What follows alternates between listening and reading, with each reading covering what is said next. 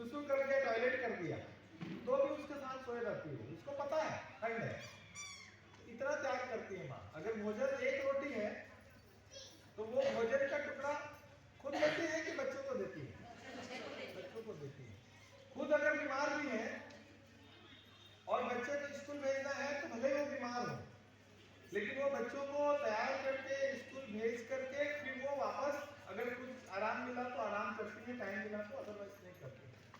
तो 24/7 सर्विस करती है माताएं।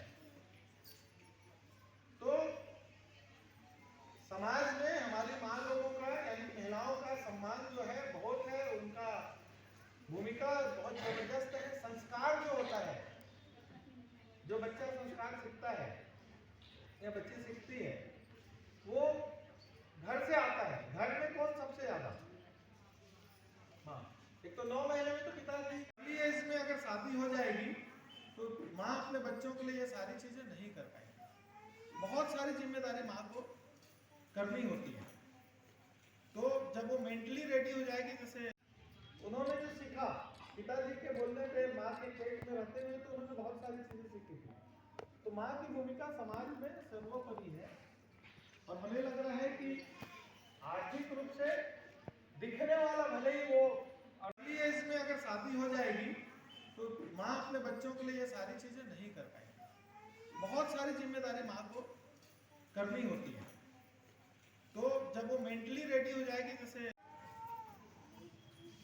कहीं पे शराब बिकता है इलीगल, कहीं पे कोई एक्टिविटीज होती है, पैसा है घर में जो भी है मेहनत करने वाले, वो मेहनत का पैसा बाहर आता है।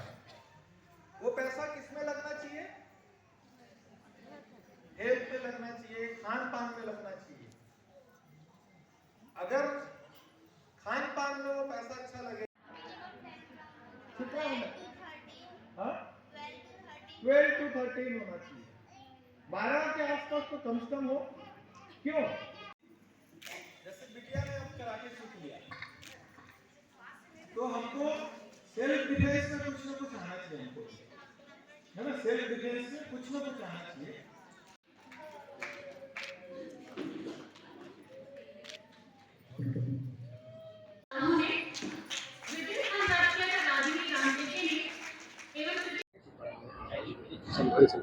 हाँ, आज एक महिला जागृति शिविर का आयोजन यहाँ पे हुआ है। उसमें बेटी बचाओ पे भी है। उसमें किस तरह से बेटियाँ पढ़ेंगी तो आगे बढ़ेंगी उस पे भी है। और यहाँ पे बेटियों ने बहुत अच्छा काम, अंतर्राष्ट्रीय स्तर पे भी जो खेल के कुछ आयोजन हुए तो उसमें यहाँ की बच्चियाँ गई थी। नेशनल लेवल पे भी, स्टेट लेवल पे भी खेलने गई थी। कराटे, पेंटिंग, ड्राइंग्स, बहुत सारी विधाओं में यहाँ की बच्चियों ने बहुत अच्छा काम किया है। तो उनको आज सम्मानित करने का एक कार्यक्रम यहाँ पे आयोजित किया गया था, उसमें सब लोगों को सम्मानित किया गया।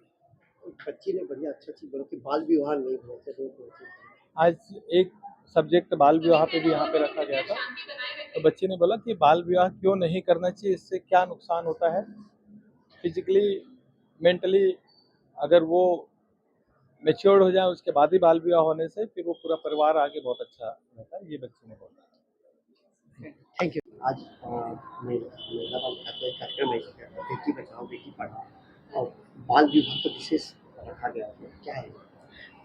अभी बाल विवाह मुक्त छत्तीसगढ़ की परिकल्पना लेके चल रहे हैं। राजनांदगांव में बाल विवाह का प्रतिशत कम है लेकिन शून्य नहीं है।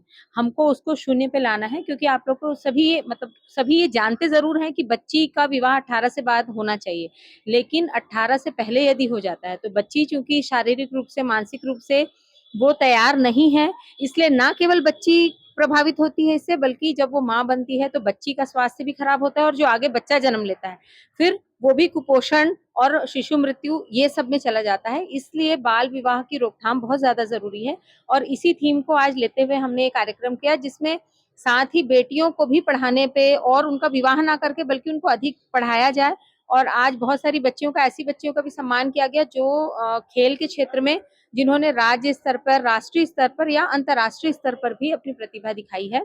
तो ये एक प्रेरणा है कि हम बच्चियों को भी आगे लाएं, उनके विवाह की ना सोचें बल्कि उनको भी अच्छा पढ़ाएं, खेल कूद में और जिस भी गतिविधि में वो अच्छी हैं उनको आगे लेकर आए। शुभ नामों पर गुरप्रीत कौर, जिला कार्यक्रम अधिकारी, महिला बाल विकास।